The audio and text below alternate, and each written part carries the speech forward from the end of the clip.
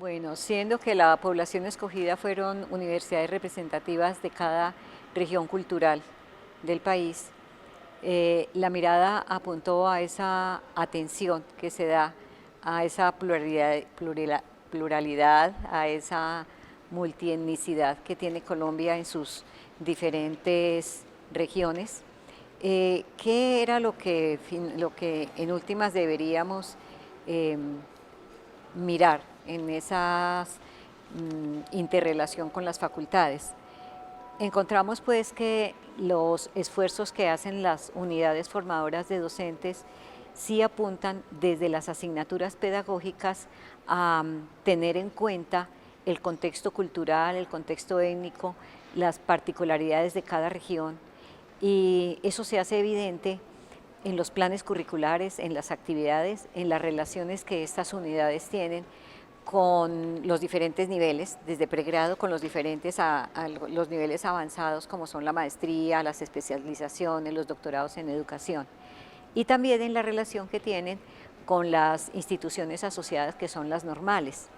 Las normales han tenido que unirse a las facultades en aquellos tiempos que le estaban apuntando a ser normales categorizadas como acreditadas porque agregaban el ciclo complementario.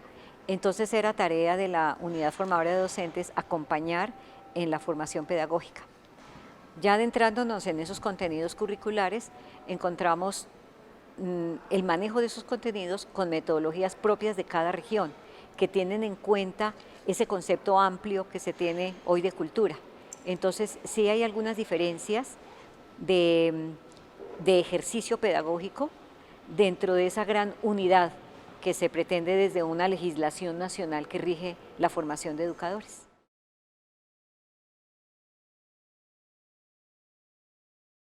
A hacer esa visita fue un paseo pedagógico cultural y encontramos, partiendo de que los seres humanos somos sujetos activos de cultura, pero también sujetos pasivos, pues las unidades formadoras y las universidades en general también atienden en doble sentido esa conceptualización que se hace del término de cultura.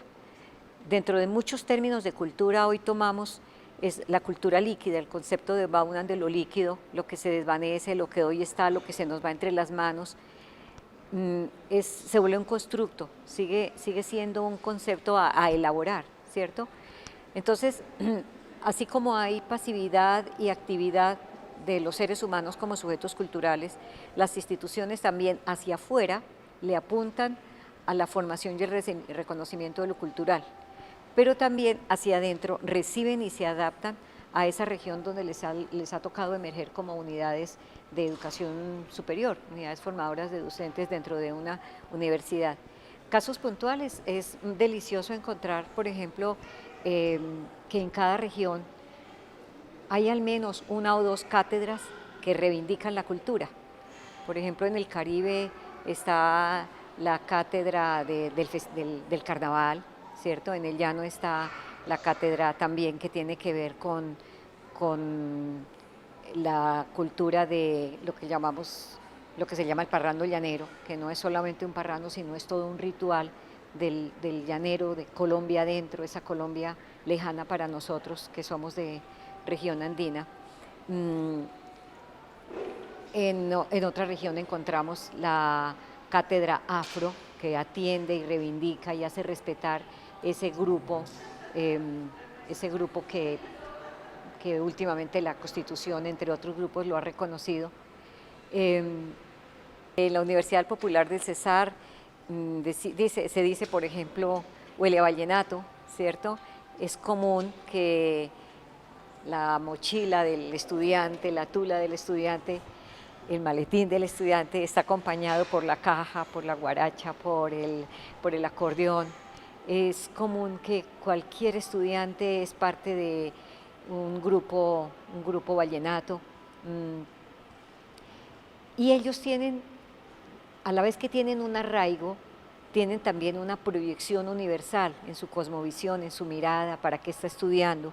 Cuando uno les pregunta sobre sus expectativas, tienen esa expectativa de apuntarle a lo educativo desde la educación media, porque en las unidades formadoras de educadores, en las facultades de educación, sale el licenciado que luego va a ser profesor de colegio, pero ellos en esa expectativa no dejan ese arraigo cultural. Entonces están de lado con el instrumento, con la canción, con el tejido, con el reconocimiento de su grupo étnico, su grupo afro, con el reconocimiento de las artesanías.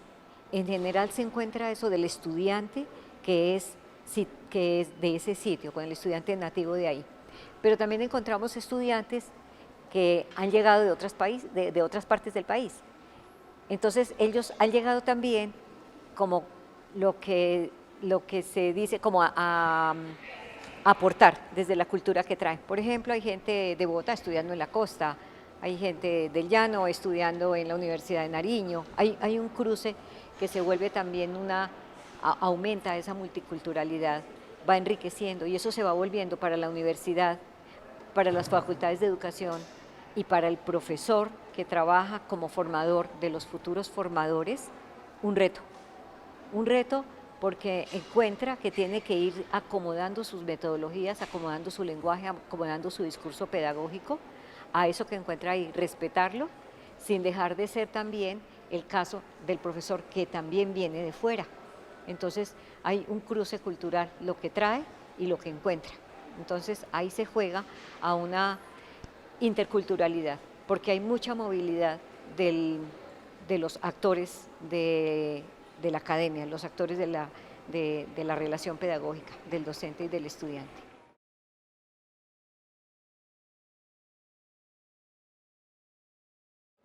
Claro que sí.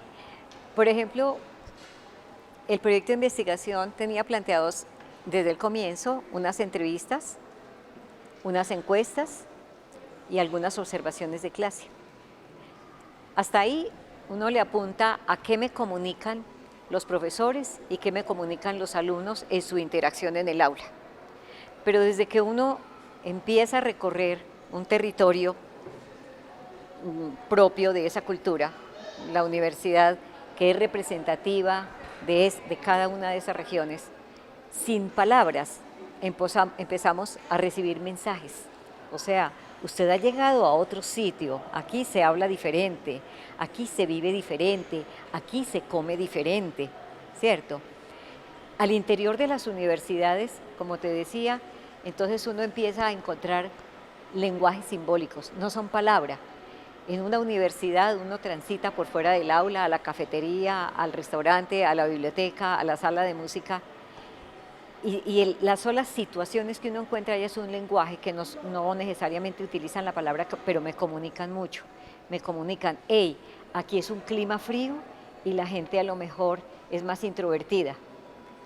A lo mejor esa relación, ese encuentro dialogante que pretendo con otra persona me va a costar un poquito más que cuando voy allí a esta otra universidad que es de un clima cálido, por ejemplo. Entonces, cuando llego a esa otra universidad, me sabe a fiesta, me sabe a rumba, me sabe a esos sabores propios del lugar. Hablaba yo de esa región donde entrar a la universidad es como navegar, pasear, bañarse en el río Guatapurí, ¿cierto? Recordar esa literatura que nos representa cada región. En Colombia la literatura es rica y nos presenta de manera costumbrista, la manera como se vive en cada región.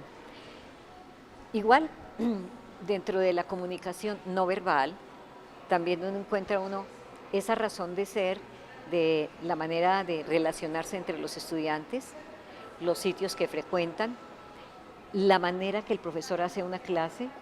Hay regiones donde el profesor y los alumnos no aguantan temperaturas altas, pero tampoco aguantan los mecanismos técnicos que se tiene para bajar la temperatura, y entonces no es el afán buscar un aula de clase, el afán es buscar un árbol donde hacer la clase. Nadie me lo explicó, pero las situaciones me lo comunicaban, me decían, esta es la Colombia diversa, la que no todos conocemos. ¿Sí? Cambiaron bastante, hasta ahí uno cree que ha sido flexible y esos momentos y esos contrastes, si bien para mí no alcanzaron a hacer un choque, pero sí fueron un sacudón. dentro de los paradigmas que uno tiene y a lo mejor inconscientemente ha trabajado todo el tiempo como formadora de educadores. Todo mi trabajo ha sido en facultades de educación, en unidades formadoras de educadores. ¿Y qué es lo que dice entonces esa mirada, esos contrastes de pasar de un clima a otro, de una región a otra, de una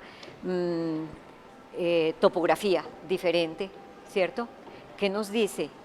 Que hay que ir más allá de los discursos pedagógicos, que el discurso pedagógico finalmente no es el punto de partida.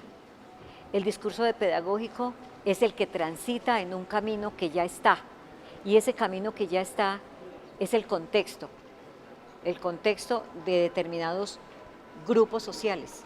Ese ya está. La pedagogía lo que llega ahí es a transitar respetando esa historia que tiene un grupo social, una comunidad, un grupo de habitantes o un grupo de foráneos, que también en todas las universidades, como te decía, hay foráneos entre profesores y estudiantes. Entonces la pedagogía no es el comienzo. Pienso que el fondo, el piso por donde pasea la pedagogía es la cultura, y dentro de ella dos aspectos: su historia y su sitio. Esos sitios, esos lugares tan particulares son sagrados, son sagrados. ¿Y qué es lo que los hace sagrados? Esa defensa de lo propio, eso que representa a una Colombia que se enorgullece de que Colombia bien puede ser la suma de muchas regiones del mundo. Claro que me hizo cambiar algo que desde siempre me había acompañado, que es la certeza de que si tengo teorías pedagógicas, teorías curriculares, teorías metodológicas y todas las ciencias que acompañan la educación, deben acomodarse a ese sitio y a esta época. Si yo entiendo la cultura como algo que recoge todo, pero que tiene dos conceptos muy claves, que son el momento y el lugar. Entonces, ¿en qué momento estoy? También podríamos hablar entonces de cuál es la historia de quienes formamos a esos futuros licenciados. ¿Cuál es la historia de esos sujetos que llegan ahí, que aspiran a formarse como docentes de colegio? ¿Cuál es la historia de la universidad y cuál es la historia de sus directivos? Todo tiene una historia que va más allá de lo aparente. Cuando uno se adentra a eso, respeta más las personas, las instituciones y las diferencias sociales. Claro que me cambió también, porque si mi formación fue pedagógica en una época, tuve que hacer muchas transiciones en varias épocas y generaciones que he venido formando en varias instituciones de educación superior, ¿sí? Si yo no cambiara esos paradigmas, estaría irrespetando ese ahora componente de la cultura.